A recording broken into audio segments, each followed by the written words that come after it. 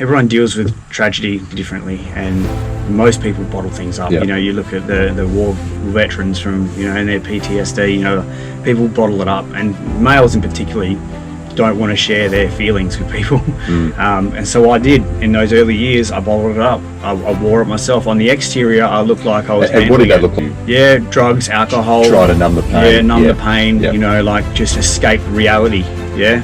And, you know, late nights, all alone, you know, when the days are beautiful outside, curtains drawn down, putting myself in the darkest shut corner of the yourself house off. and Yeah. shut myself off. Whereas those maybe hour or so that I maybe did go outside, maybe people saw a different view of me, but that was a front.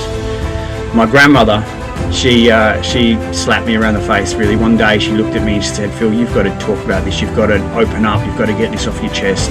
And she was the one who actually got me to go to a Lions Club and speak to 12 or so people, you know, and that was the very first time. And initially I was like, no way, like me speak, like I'm not a speaker. Yeah, I can captain a football team. That's, you know, bum touches and, you know, like hats on the backs. That was my thing. But to speak about my story and then just to release all this depression and anger that I had, I don't know what's going to happen. So initially I sort of repelled the idea, but I later realised that, you know, in life sometimes if the strategy that you're using is not getting you the results you want, you have to change tact. And so I thought maybe rather than bottling it up, maybe I do have to speak about this. Yeah.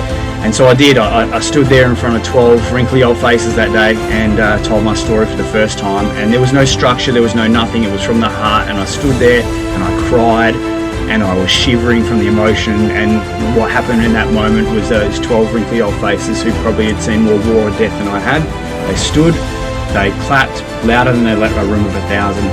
And I just remember having that internal dialogue going, maybe this is why I'm here, maybe this is why I actually survived, and it gave me meaning. So maybe if I share what I've been through, maybe it might inspire someone else.